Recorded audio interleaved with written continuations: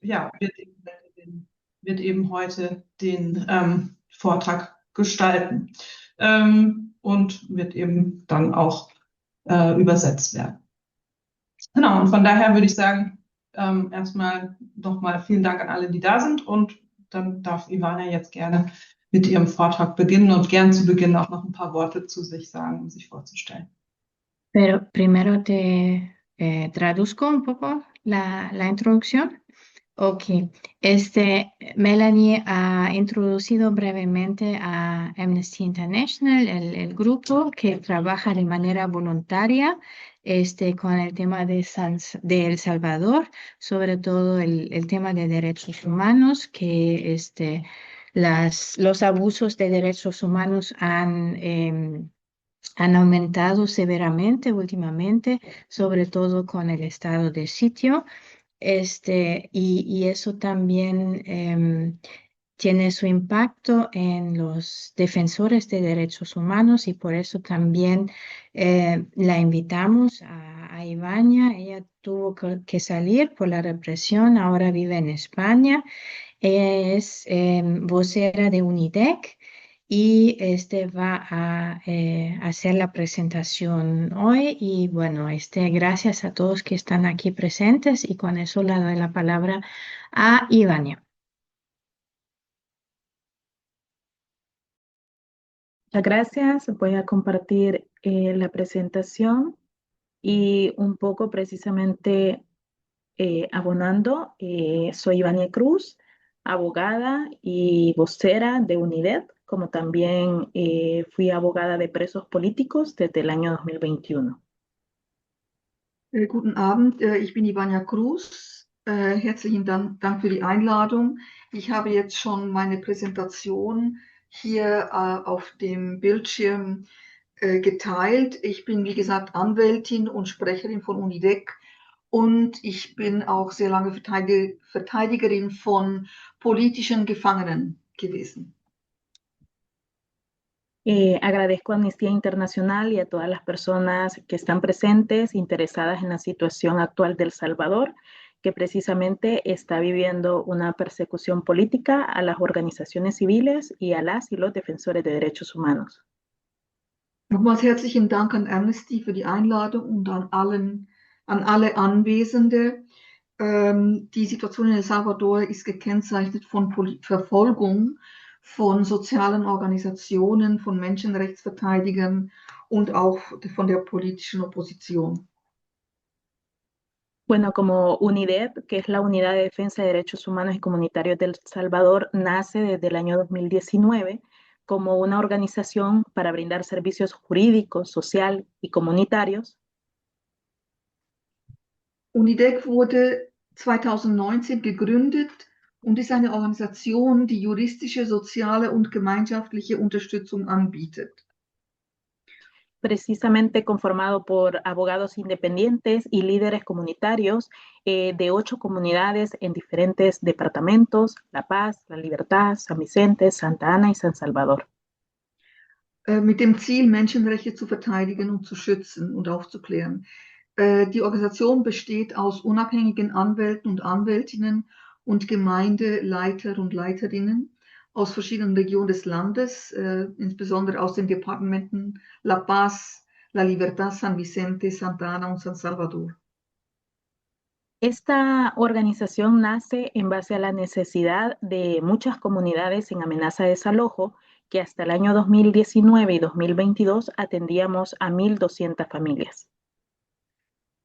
Die Organisation ist auch entstanden, weil viele Dörfer, auf Spanisch sagt man Comunidades, viele Dörfer sind auch noch von der Vertreibung bedroht.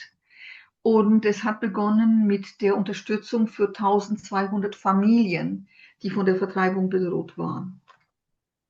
A partir del año 2022, con la aprobación del régimen de excepción, UNIDED abre diferentes líneas de acción y tuvimos que ampliar precisamente nuestro trabajo. Die Arbeit wurde erweitert. ¿En qué año, Ivania? Desde el año 2022.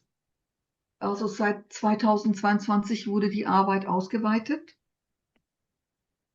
Esto con la finalidad de no solamente dar una asistencia legal y jurídica, sino que las comunidades aprendieran a empoderarse de sus propios derechos. Und es wurde erweitert, damit auch die beteiligten Personen, Familien auch ihre Rechte kennenlernen, damit sie, also die Aufklärung, weil bei den Zwangsräumungen ist es so, dass es sehr komplex ist, juristisch.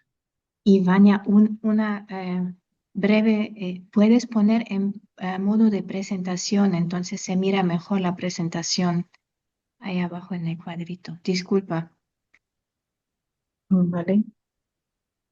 A la par del menos, ahí abajo. ¿Más a la izquierda? Hay una pantallita ahí.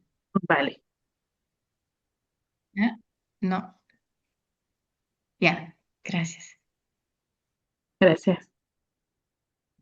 Y con las comunidades, con la presencia, nos hicimos la pregunta por qué organizarnos.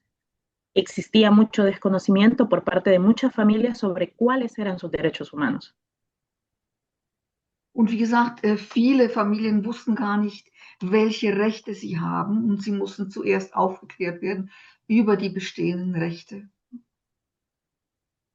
Esto precisamente con el proyecto que tenía el gobierno de Nayib Bukele sobre el tema de apropiación de tierras, proyectos turísticos, proyectos de infraestructura como el Tren Pacífico, como Surf City, entre otros.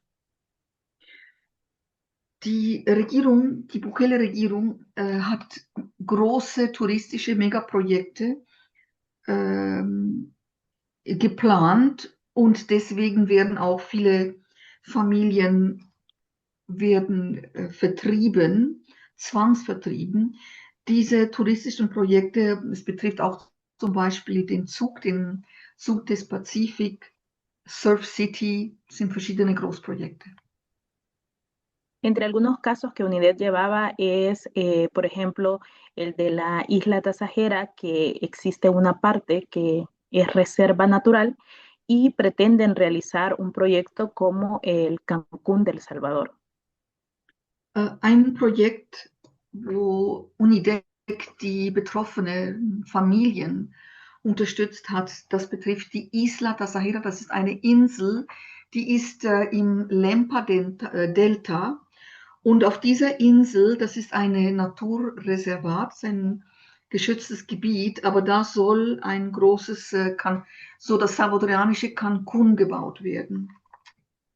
Sobre este caso, en el mes de octubre capturaron al líder comunitario de Isla Tasajera, poniéndole una condena de 3 años por usurpación. Und zwar im Oktober wurde der Gemeindeleiter auf dieser Insel wurde verhaftet, und er wurde zu 3 Jahren Haft verurteilt. Esto es parte de la criminalización de los líderes comunitarios que actualmente se vive en el país.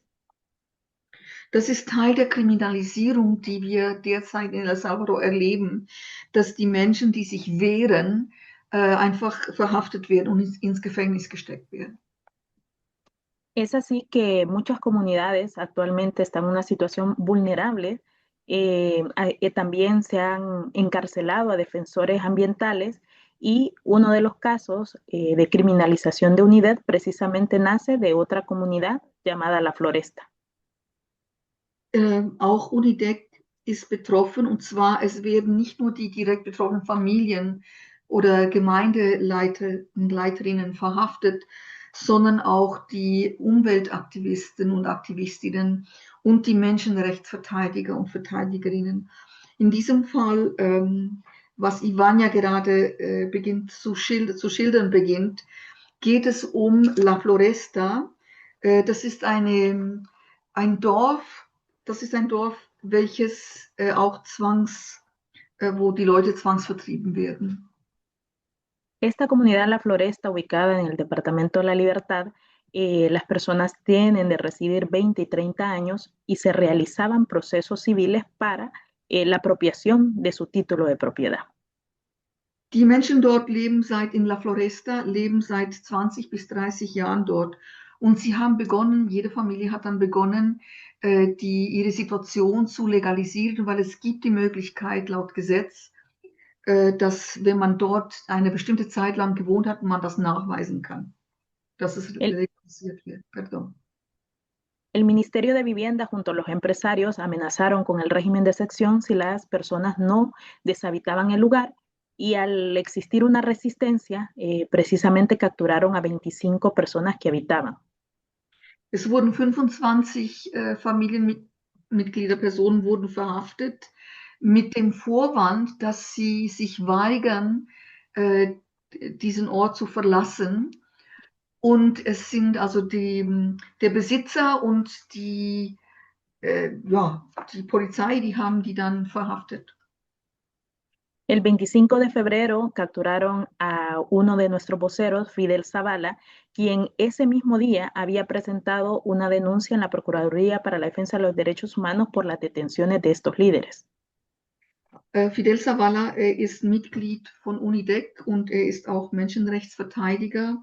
Er wurde am 25. Februar verhaftet, an dem Tag, als er eine Anzeige erstattet hat, dass diese Dorfmitglieder verhaftet wurden. Da wurde er auch verhaftet.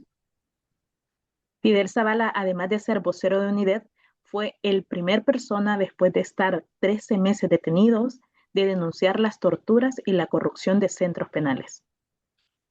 Fidel Zavala ist auch Sprecher gewesen von UNIDEC, sehr aktiv. Und man muss sagen, zuvor war er schon verhaftet worden und es wurde seine Unschuld, konnte bewiesen werden. Er war 13 Monate zuvor, war er in Haft. Esa misma fecha, el 25 de febrero, fue allanada mi vivienda y las oficinas de UNIDED, mientras el licenciado Rudy Joya y mi persona nos encontrábamos en una gira de incidencia aquí en España. An dem gleichen Tag, am 25. Februar, in dem Moment war Ivania Cruz und Rudy Joya, auch ein Mitglied von UNIDEC. Sie waren auf einer Rundreise in Spanien, um zu informieren, was in El Salvador läuft. Da wurde also, wie gesagt, Fidel Zavala wurde verhaftet, aber auch das Büro von UNIDEC und auch das Wohnhaus, das Privathaus von Ivania, da ist die Polizei eingedrungen. Este es un ejemplo de cómo la Fiscalía General de la República de El Salvador fabrica casos imponiendo el delito de agrupaciones ilícitas a todas las personas. Das ist ein Beispiel, wie die Generalstaatsanwaltschaft von El Salvador Kriminalfälle produziert und die Anklage gegen UNIDEC ist, dass sie eine illegale Organisation seien. Desde el año 2022, UNIDED abre precisamente la necesidad de persecución política, abre otras líneas de acción como son detenciones arbitrarias, despidos arbitrarios, persecución política a organizaciones y la defensa del medio ambiente.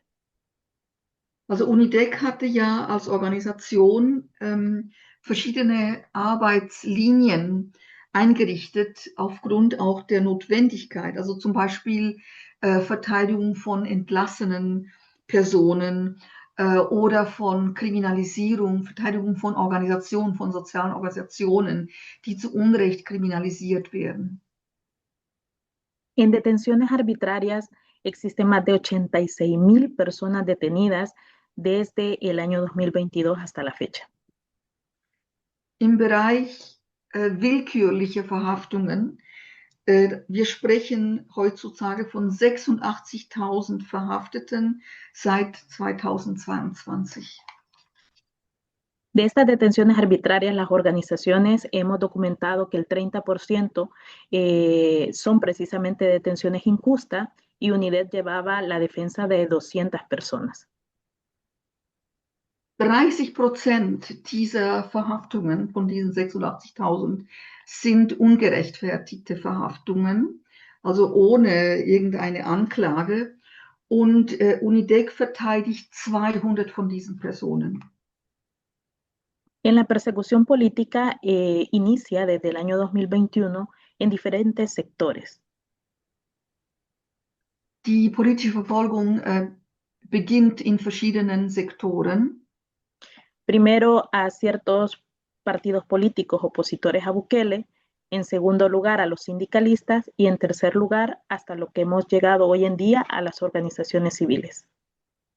Es betrifft drei Kategorien, also die politische Verfolgung. Einerseits politische Parteien der Opposition, auf der anderen Seite Gewerkschaften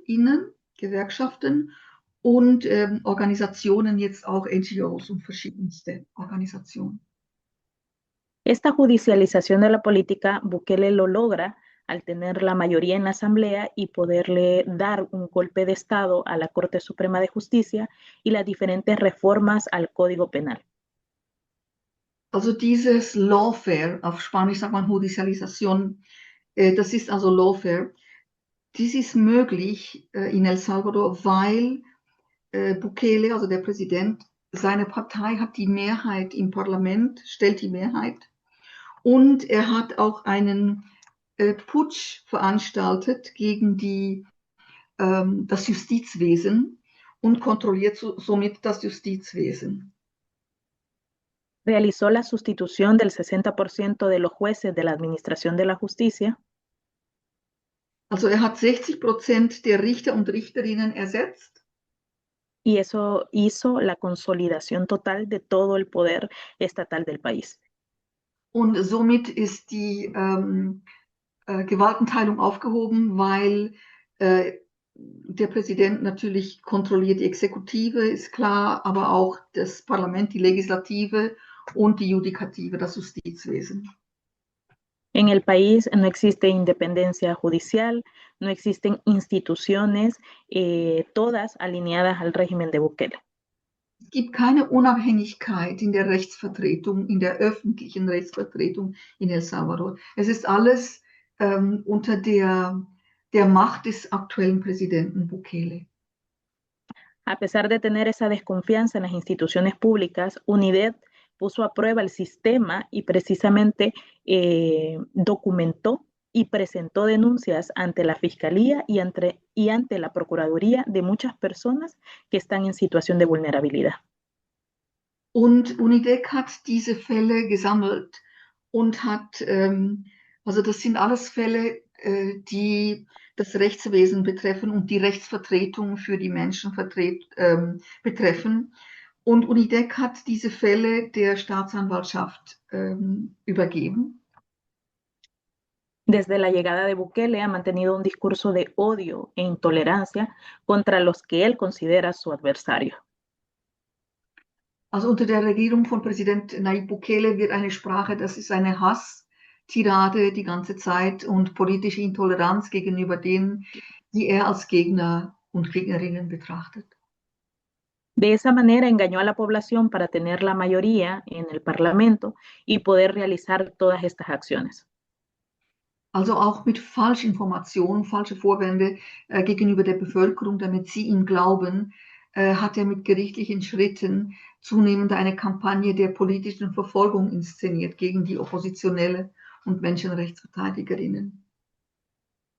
En su discurso siempre ha generado un enemigo que él llama opositores a defensores de derechos humanos, abogados y periodistas o medios de comunicación. Für Präsident Bukele, er bezeichnet als Opposition alle Menschenrechtsverteidiger, Verteidigerinnen, Journalisten, Journalistinnen, Anwälte, Anwältinnen, die sich nicht fügen. Das ist für ihn die sind für ihn alle Opposition und Feinde. En la presentación pueden ver una fotografía que es tomada en los primeros meses del régimen de excepción, donde esta era la situación precisamente de muchas personas que las trasladaban a centros penales. Auf dem Foto seht ihr, es ist von den ersten Monaten des Ausnahmezustandes, wo wir sehen, wie die Menschen behandelt werden, wie sie von einem Ort zum anderen Gefängnis, von einem Gefängnis zum anderen transportiert werden. Actualmente en El Salvador también existen presos políticos. Tenemos una lista de 150 personas que de estas son 40 defensores de derechos humanos. Unter den politischen Gefangenen, wir zählen zurzeit 150 politische Gefangene in El Salvador, sind 40 Menschenrechtsverteidiger und Verteidigerinnen. En lo personal, uno de los primeros presos políticos de El Salvador fue mi hermano, quien estuvo 2 años en prisión. Einer der ersten Menschenrechtsverteidiger, der verhaftet wurde, war mein Bruder, der Bruder von Ivania. Er war 2 Jahre im Gefängnis. Él es médico de profesión y estuvo también en las clínicas de los centros penales, donde también fue testigo clave de muchas situaciones que existen en los centros penales. Also ihr Bruder ist nicht Anwalt, sondern Arzt, aber er kümmert sich um die Menschen jetzt auch in den Kliniken, um die kranken Menschen in den Kliniken der Gefängnisse. Entre ellos podemos decir que la falta de asistencia médica, como también las torturas que reciben, es una de las primeras causas de todas las muertes bajo custodia del Estado. Was wir sagen können, ist, dass der Mangel an Gesundheitsversorgung in den Gefängnissen und Folter haben zu mehreren Toten geführt, die verhaftet waren. Aunque algunas organizaciones han documentado muertes en centros penales que existen más de 500, este número incluso es considerado mínimo para los 4 años del régimen de excepción, que podrían ser miles de muertes de forma clandestina que están pasando.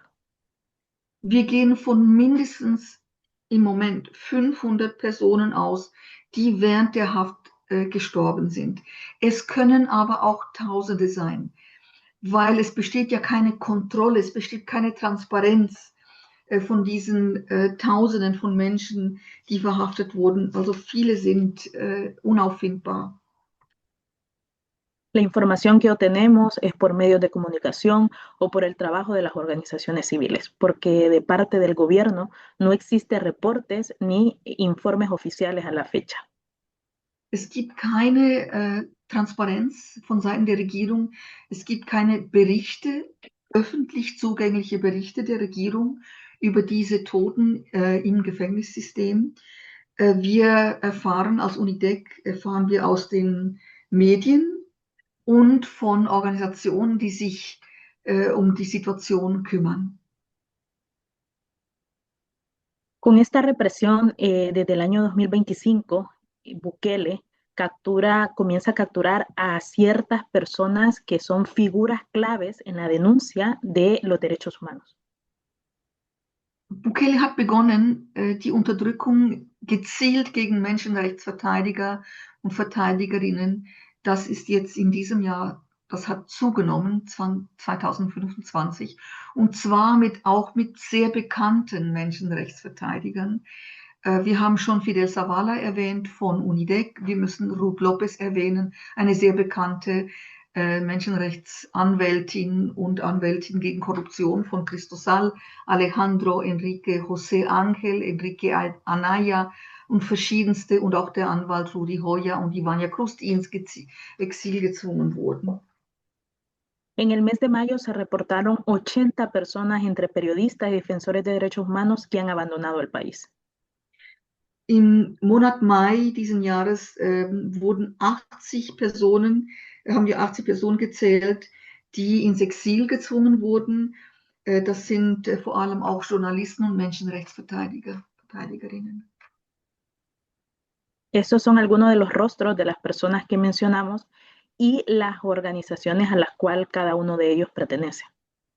Also wir sehen hier die 3 Fotos von Menschenrechtsverteidigern, von denen wir gerade vorhin gesprochen haben, also Fidel Antonio Zavala, dann der Anwalt Alejandro Enriquez und die Anwältin Ruth Eleonora Lopez und auch die Organisation, zu denen sie gehören. Also Ruth Lopez Cristosal, dann Alejandro Enriquez vom Foro de Agua und von Reverdes sehr aktiv und Fidel Zavala, wie gesagt, von UNIDEC. Esto es como una parte de la agenda política de Bukele de tomar ciertas personas emblemáticas como captura para generar miedo a las demás organizaciones. Der Grund dieser Verhaftungen ist, müssen wir so sehen, Es werden sehr bekannte Personen verhaftet, um auch den anderen Angst einzujagen. Das heißt, die Repression macht nicht Halt vor Anwältinnen wie Ruth Lopez, die auch international sehr bekannt ist. Das ist Teil der politischen Agenda von Präsident Bukele, diese Angstmache. Hay ciertas características de cada una de esas capturas. Fidel Zavala, quien denunció torturas y cárceles de El Salvador. Alejandro, como Foro del Agua, que estaba en el tema de medio ambiente y también fue en defensa de una comunidad que se encontraba en protesta en la residencia de vivienda de Nayib Bukele. Also zum Beispiel, es gibt ja bestimmte Charakteristiken dieser Menschenrechtsverteidiger. Im Falle von beispielsweise Fidel Zavala, er hat die Folter, die er selber auch gesehen hat während seiner ersten 13-monatigen Inhaftierung. Er hat dann in den Medien über die Folter gesprochen, die in den Gefängnissen stattfindet. Alejandro Enriquez ist Teil des Wasserforums und er ist auch Anwalt der Comunidad El Bosque, die sich gewehrt hat und die auch eine Protestaktion sozusagen vor dem Wohnhaus, vor dem Haus von Präsident Bukele durchgeführt hat. En el caso de Ruth López, catalogada como una de las mujeres 100 más influyentes por la BBC de Londres. Im Falle von Ruth Lopez, die auch international sehr bekannt ist, sie wurde von der BBC unter den 100 einflussreichsten Persönlichkeiten genannt. También era una de las personas que más ha documentado corrupción por funcionarios de Bukele, como también el fraude electoral de la segunda reelección inconstitucional de Bukele. Ruth Lopez hat sehr intensiv zu Korruption hat sie untersucht, und zwar die Korruption von Mitgliedern der Regierung von Bukele, mit Beweismaterial, mit allem, und aber auch den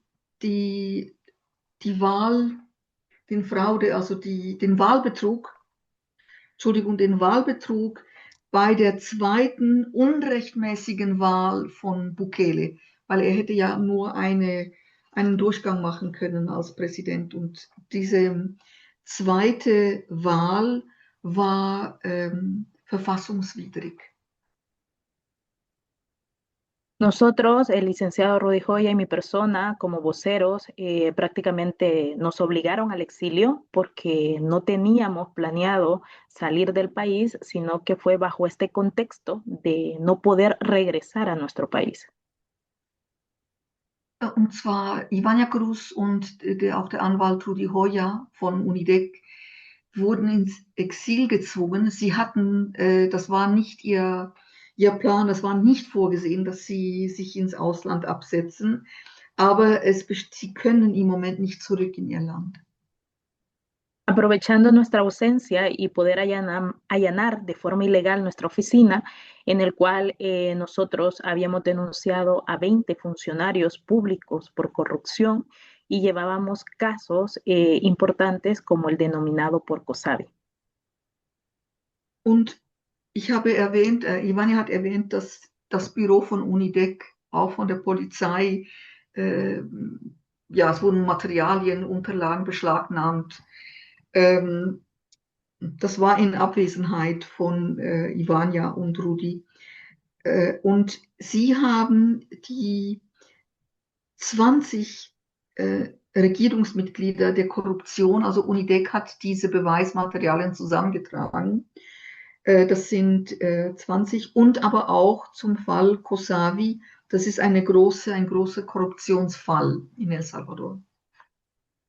En el mes de julio se ordenó por parte del tribunal que lleva nuestro caso una orden de Interpol, el cual precisamente fue emitida y llegada esa orden en España en el mes de agosto.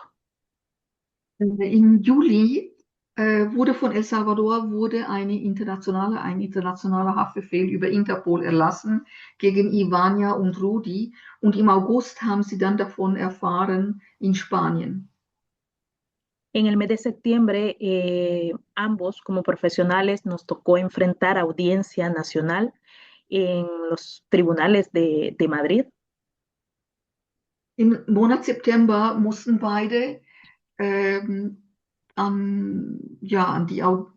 eine Gerichtsverfahren beginnen, beziehungsweise sie wurden vorgeladen nach Madrid ans Tribunal. El licenciado Joya estuvo 24 horas detenidos en una comisaría de Madrid y esta servidora se presentó de forma voluntaria precisamente para evitar una extradición que el gobierno de Bukele pretendía realizar con nosotros. Also Rudi, der wurde in dem Moment, im Anschluss an diese Vorladung in Madrid, wurde er 24 Stunden festgehalten auf einer Polizeistation. Und Ivania hat sich freiwillig dann präsentiert, weil sie wollte natürlich eine Auslieferung umgehen. Por ser solicitantes de asilo fue uno de los motivos por los cuales no se llevó a cabo el tema de la extradición, pero es un proceso que actualmente está abierto. Also dieses Verfahren läuft immer noch, aber da beide, Ivania und Rudi, Asyl ja beantragt haben in Spanien, können sie nicht ausgewiesen werden. Es importante manifestar que después de 10 años, Amnistía Internacional emitió una acción de alerta y uno de los casos primero fue precisamente el de UNIDEP. Es ist auch wichtig zu erwähnen, dass Amnesty International jetzt also in dem Moment eine Warnung herausgegeben hat, was jetzt schon seit mehreren Jahren in dieser Form nicht durchgeführt worden war. Otra de las acciones por parte de Amnistía es declarar a algunas de las personas como Ruth López, como Alejandro, como presos de conciencia. Und wichtig ist auch zu erwähnen, dass Amnesty zum Beispiel Menschenrechtsverteidiger wie Alejandro als Gewissensverhaftete bezeichnet hat.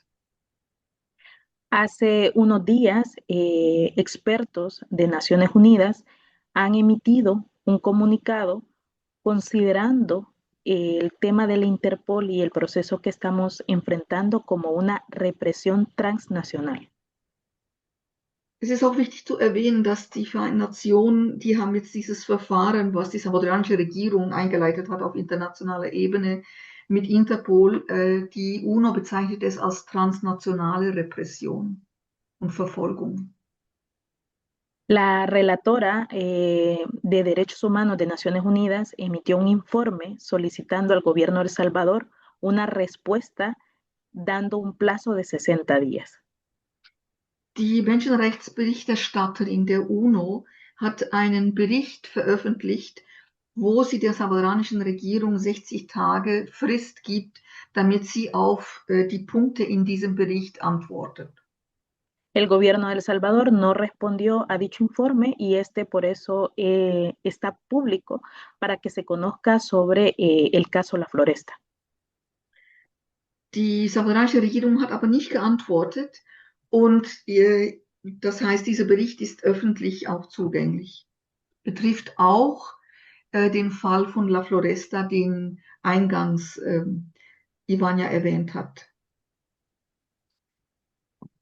Desde el régimen de sección es importante manifestar que este no aplica solo a las pandillas, sino a toda la población en general. Also der Ausnahmezustand betrifft nicht nur die Verfolgung der sogenannten Gangs in El Salvador, das war ja der Vorwand für dieses Gesetz, sondern die gesamte Bevölkerung und Organisation. Y que está siendo utilizado como un método político de represión a todos los defensores de derechos humanos. Und wird als politisches Instrument benutzt, die Menschenrechtsverteidigerinnen zu verfolgen. El decreto legal del régimen de sección no cumple con presupuestos constitucionales ni tampoco con las garantías o estándares internacionales. Dieses Dekret erfüllt aber nicht die Bedingungen, die verfassungsmäßigen Bedingungen in El Salvador und auch nicht internationale Rechtsstandards. Utilizan el régimen de excepción para realizar una vigilancia constante sobre llamadas telefónicas o abuso de poder en los dispositivos electrónicos que pueden ser quitados con facilidad por parte de la Policía Nacional Civil.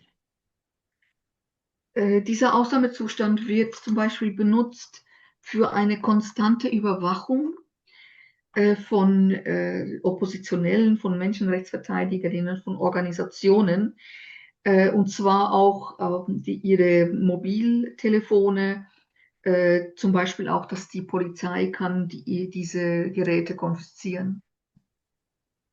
Otro de los derechos que limita el régimen de excepción es la libertad de asociación y de organización. Ein weiteres Recht, welches durch den Ausnahmezustand tangiert wird, ist die Freiheit, sich zu organisieren, die Freiheit, Vereine zu bilden. Porque muchas son culpabilizadas por agrupaciones ilícitas. A pesar de esto, existen constantes protestas y manifestaciones por diferentes organizaciones y movimientos populares. Und obwohl die Regierung bzw. das Justizwesen diese sozialen Organisationen als illegal bezeichnet und verfolgt, bestehen immer weiterhin noch Proteste im Land. La resistencia en El Salvador ha hecho que en 2 años, 2022 y 2023, más de 15,000 personas han salido a marchar en diferentes fechas emblemáticas.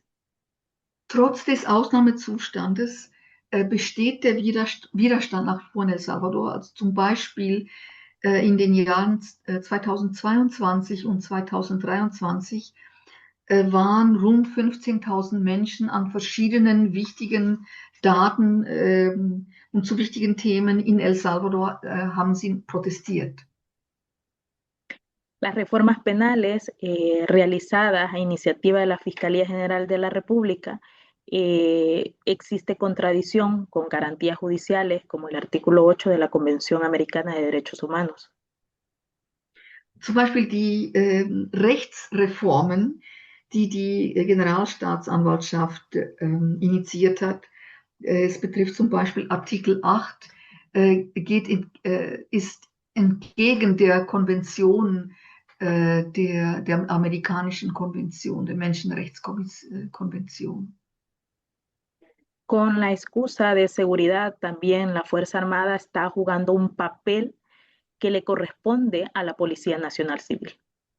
Es kommt auch noch dazu, dass die Armee die Rolle der Nationalzivilpolizei einnimmt und das ist eine Rechtsverletzung im salvadorianischen Gesetz. Das heißt, dieser Ausnahmezustand hat zur Annullierung bestimmter Rechtsgarantien geführt. La Policía Nacional Civil nace producto de los acuerdos de paz en 1992, pero hoy con la llegada de Bukele posiblemente quieran desaparecerla para ejercer una policía militar. Die nationale Zivilpolizei wurde aufgrund der Friedensabkommen gegründet, 1992. Und es besteht aber die Gefahr, dass Bukele diese zivile Nationalpolizei auflöst und eine Militärpolizei gründet. Como les mencioné, en el caso de La Floresta, está siendo afectada 200 familias que con el caso prácticamente tuvieron que hacer un desplazamiento forzoso dentro del país. Ivania wird jetzt auf den Fall von La Floresta eingehen, den sie schon mehrere Male erwähnt hat. Also die Gemeinde La Floresta wurde vor 15 Jahren gegründet. Und es ist auch wichtig zu erwähnen, wer da lebt. Also die wurden während des Bürgerkrieges schon vertrieben. Diese Familien, ungefähr 200 Familien. Und jetzt werden sie noch einmal vertrieben. Esto hizo que empresarios llegaran con maquinaria pesada, destruyeran varias viviendas que incluso se encontraban niños y adultos mayores en el lugar. Es wurden schwere Maschinen wurden aufgefahren, um die gewaltsame Räumung durchzusetzen. Häuser wurden beschädigt, auch wenn Kinder und ältere Menschen da drin waren. Frente a esta situación, varios buscaron la ayuda de UNIDED y a pesar que presentamos demandas para la adquisición de su título de propiedad, ninguna denuncia ha sido o ha dado respuesta a las instituciones y la Administración de Justicia. So dieses eben genannte Vorgehen ist illegal gegenüber der Gemeinschaft von La Floresta und die Familien haben UNIDEC um Hilfe gebeten, damit sie ihr Besitzrecht verteidigen können. Und es wurde aber nicht darauf eingegangen. Dicho derecho de parte de estas personas por su derecho de posesión de 20 y 30 años de habitar el lugar ha sido completamente violentado. Es gibt in El Salvador die Figur des Nutzungsrechts. Also wenn man nachweisen kann, dass man 20 Jahre, 30 Jahre dort gelebt hat, gibt es die Möglichkeit in El Salvador, dass man sich rechtlich auf dieses Nutzungsrecht, ja, dass man darauf zurückgreifen kann. Das wurde aber nicht gestattet. En la presentación pueden ver las fotografías en el momento de detención de Fidel en las oficinas de UNIDED y por otra parte está la fotografía cuando una semana antes habíamos tenido una reunión organizando precisamente a la comunidad. Wir sehen hier zwei Fotos. Auf dem oberen Foto sehen wir, wie Fidel Zavala verhaftet wird. Das ist vor dem Büro von UNIDEC. Und das untere Foto ist eine Woche zuvor, als UNIDEC, und da war auch Fidel Zavala dabei, als sie ein Treffen hatten mit den betroffenen Familien von La Floresta. Das ist im Departement La Libertad. En el caso de la cooperativa El Bosque, existía precisamente una manifestación fuera de la residencial presidencial y esto fue producto por un juzgado de lo laboral que pretendía desalojar o poner en subasta 12 terrenos de la cooperativa El Bosque. Der andere Fall, den Ivania genannt hat, das hat auch mit der Verhaftung von Alejandro Enriquez zu tun. Der Fall der Cooperativa El Bosque, diese Genossenschaft, das sind 300 Familien, die seit 1985 da leben. Es gab zu der Zeit gab es landwirtschaftliche Genossenschaften mit dieser Agrarreform. Und das Arbeitsgericht von Santa Tecla hat dann von einer Schuld gesprochen und hat dann 12 Grundstücke zur Versteigerung angeordnet, was dann die Räumung initiierte. Und die Familien haben am 12. Mai 2025 diesen friedlichen Protest veranstaltet, von dem wir vorhin gesprochen haben. En esta fotografía pueden observar que la mayoría era una protesta pacífica, la mayoría de mujeres, niños, y por primera vez se ponía ante el público este tipo de policías con el nombre de policía militar. Auf dem Foto können wir sehen, es handelt sich vor allem auch um Frauen und Kinder, auch ältere Menschen waren dabei. Und wir sehen auch auf diesem Foto diese neue Militärpolizei, die eingesetzt wird gegen zivile Menschen, die für ihr Leben protestieren. El caso de Ruth López fue detenida el 18 de mayo de 2025 bajo acusaciones iniciales de peculado, un poco irónico porque el delito que pretendían ponerle, posteriormente la fiscalía tuvo que sustituirlo por enriquecimiento ilícito. Am 18. Mai wurde die Anwältin Ruth López verhaftet. Sie hatte sich sehr intensiv mit dem Thema Antikorruption befasst und sie wurde dann unter fadenscheinigen Vorwürfen von Geldunterschlagung wurde sie dann und Bereicherung wurde sie verhaftet, Veruntreuung und Bereicherung. El caso de Ruth está en reserva total cuando ella solicita que quiere un juicio público y que pretenden ponerle un delito del cual es ella la que ha documentado casos de corrupción contra funcionarios de Bukele. Ruth Lopez hat gesagt, dass sie eine öffentliche Audienz möchte, aber die Regierung hat der Fall ist unter vollkommenem Verschluss. Man hat keine offizielle Information über die Vorwürfe, über das Verfahren gegen Ruth Lopez.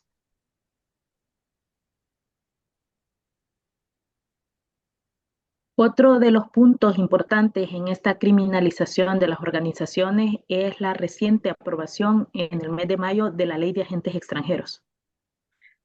Ein weiterer Fall dieser Verfolgung, was Ivan ja auch vorhin genannt hat, ist die Kriminalisierung von NGOs, von Organisationen, von Vereinen.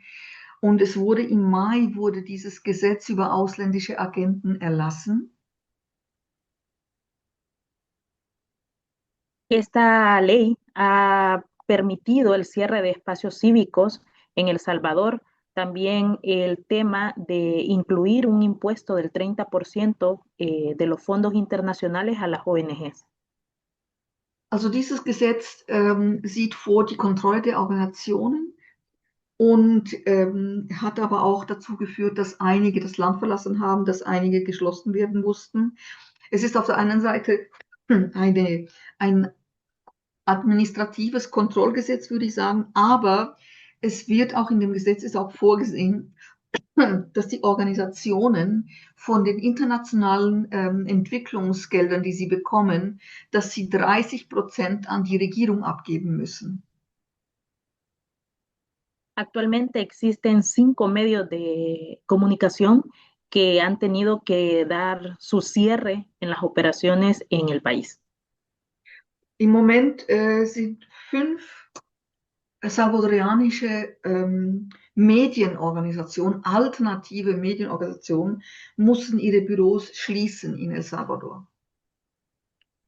También existen organizaciones como Cristosal, como FESPAD, como organizaciones internacionales alemanas que han tenido que cerrar en El Salvador y trasladarse a Guatemala o en otro país de Centroamérica.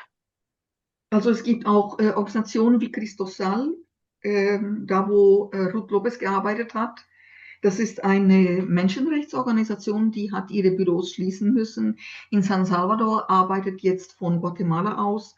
FESPAD auch und auch die Heinrich-Böll-Stiftung hat ihre Büros in San Salvador schließen müssen.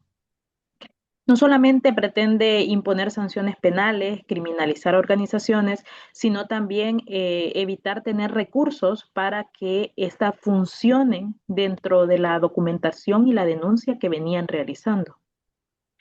Es geht um 2 Aspekte dabei. Es geht einerseits um diese Rechtsverfolgung, strafrechtliche Sanktionen gegen diese Organisationen, aber auch zu verhindern, dass sie internationale Gelder erhalten für ihre Arbeit. Und sie sammeln ja die Unterlagen und gehen diesen Rechtsverletzungen nach und den Menschenrechtsverletzungen nach in El Salvador. Además, parte también de una importancia en el país es la aprobación de la ley de la minería y eliminando precisamente una ley que teníamos para que no se ejecutara este tipo de acciones. Ein weiterer Fall betrifft das Anti-Bergbaugesetz. In El Salvador gab es ein Gesetz, welches den Bergbau verbietet, also auch vor allem den Metallbergbau, Erzbergbau. Und jetzt wurde ein neues Gesetz erlassen, Bergbaugesetz, welches wieder die Möglichkeit geben soll, diesen Abbau zu gestatten. Existen tres temas importantes que la población ha rechazado en las acciones de Bukele. Una de ellas es la ley de minería, la otra fue la ley del Bitcoin y actualmente las acciones que realizó de los inmigrantes venezolanos que fueron encarcelados en el SECOT. Es gibt drei Aspekte, gegen die sich die Bevölkerung in El Salvador ausspricht. Das ist einerseits dieses neue Bergbaugesetz. Da gibt es Opposition dagegen. Dann aber auch, es können sich wahrscheinlich einige erinnern, dieses unsägliche Bitcoin-Gesetz. Da sind auch die Menschen sehr, sehr dagegen. Und der dritte Punkt ist die Behandlung der venezolanischen Migranten, die in diesem Hochsicherheitsgefängnis Secot in El Salvador da einige Wochen ausharren mussten. Una de las situaciones de la ley de minería que manifiesta es que se van a hacer los esfuerzos para coordinar o remediar algún daño ambiental, pero no es clara la ley cuáles serían esos esfuerzos o cómo sería una protección precisamente al medio ambiente. In diesem neuen Bergbaugesetz ist zwar erwähnt, dass die Umweltschädigung, der Umweltschaden, der durch das Minengesetz entsteht, dass dagegen vorgegangen wird. Aber es wird nicht klar gesagt, was gemacht wird oder was gemacht werden wird. Es importante mencionar que nuestro país es un territorio muy pequeño y que esta ley, si se llega a ejecutar, pone en peligro precisamente el derecho a la vida y la contaminación de ríos muy claves, como es el río Lempa, o comunidades que todavía utilizan ese recurso para sobrevivencia.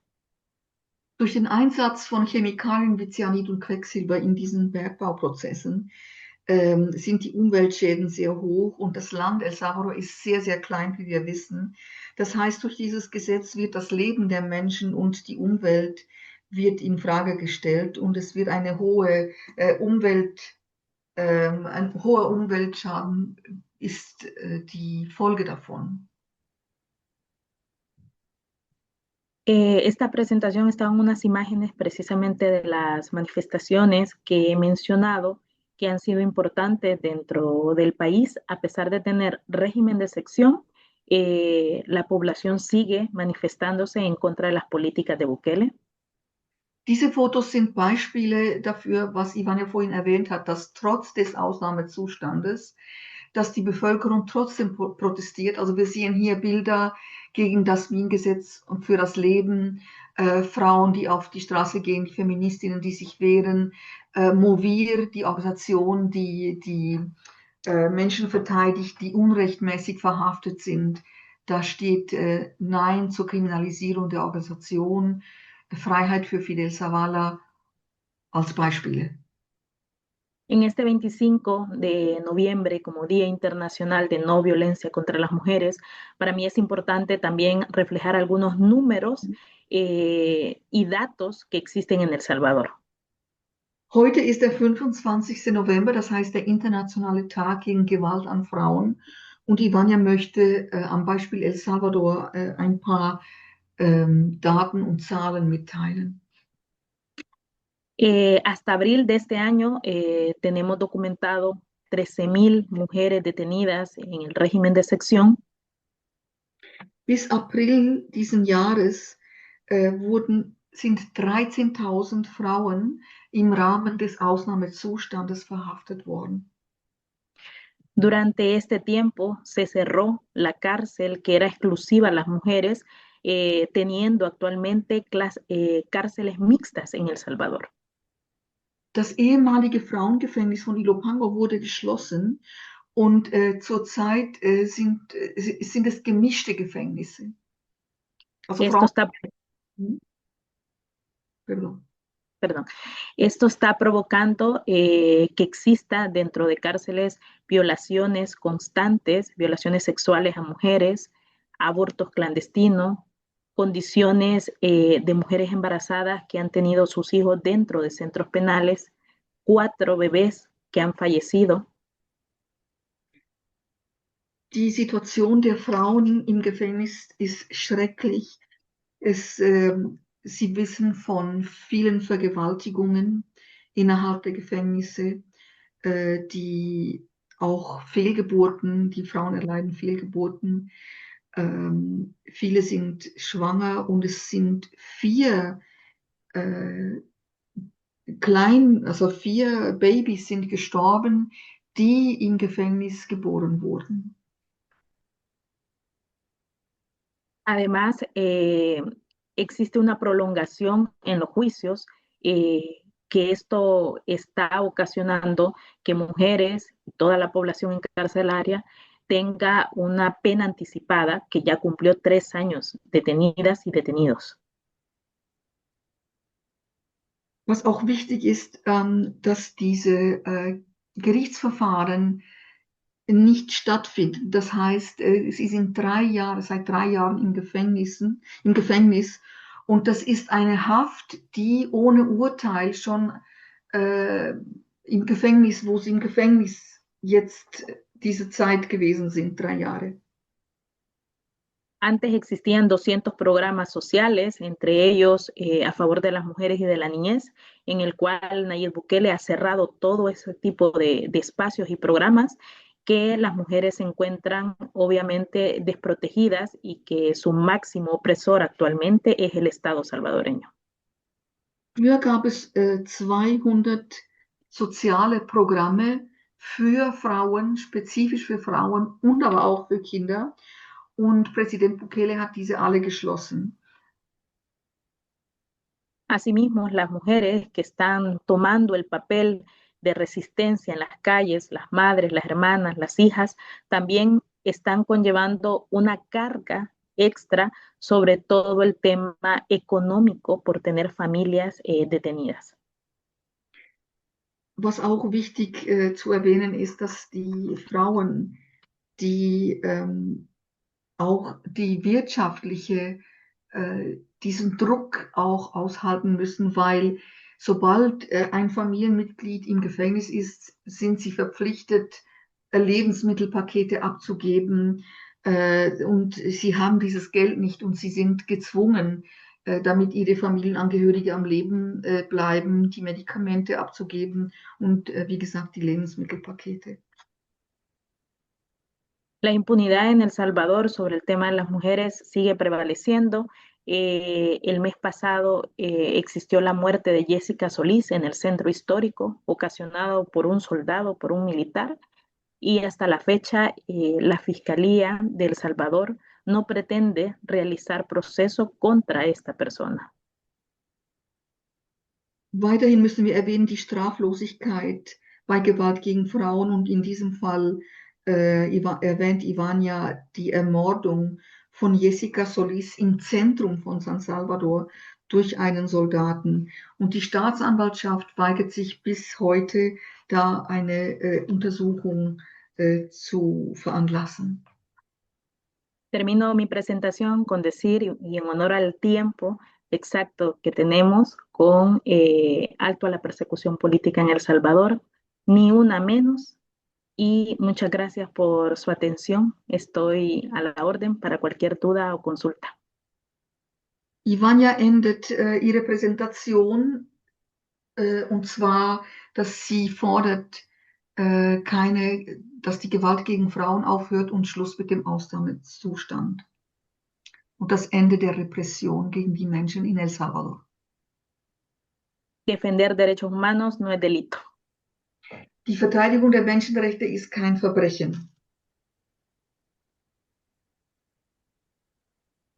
Vielen, vielen Dank, Ivania. An dieser Stelle müsste eigentlich ein Applaus folgen, aber das ist natürlich gerade schwierig in diesem Webinar. Gracias, Ivania. En este tiempo hay un aplauso que se genera de manera digital. Und vielen Dank natürlich auch an Anita für die Übersetzung. Y gracias, Anita, por la traducción. Es war wirklich sehr eindrücklich, auch von Ivania, von der aktuellen Situation zu hören und einfach zu hören, wie das Ausmaß auch an Menschenrechtsverletzungen gerade einfach größer wird und einfach zunimmt. Fue muy impresionante conocer de la situación actual y también de la magnitud del problema y cómo va aumentando. Und gleichzeitig merkt man auch, dass die Rahmenbedingungen und die Möglichkeiten hier tatsächlich auf einem rechtsstaatlichen Weg auch dagegen vorzugehen, auch immer geringer werden, was natürlich auch besorgniserregend ist. Al mismo tiempo, uno se da cuenta que el marco de un Estado de Derecho se va disminuyendo para frenar esta situación. Und genau, dann fragt man sich natürlich immer, was kann man tun? Und der erste Schritt, was zu tun, ist natürlich seine Solidarität zu bekunden. Und das wollen wir hiermit auch tun, indem wir einfach hier nochmal auch das unterstützen, was Ivania gesagt hat. Nämlich heute ist der Internationale Tag gegen Gewalt gegen Frauen. Und dem schließen wir uns eben auch an, dass auch Schluss sein eben muss mit dem Ausnahmezustand und wir uns eben auch für ein Leben in Würde und ohne Gewalt hier einsetzen. Unsere Frage es, nuestra pregunta entonces es qué podemos hacer, ¿no? Y lo primero que uno puede hacer es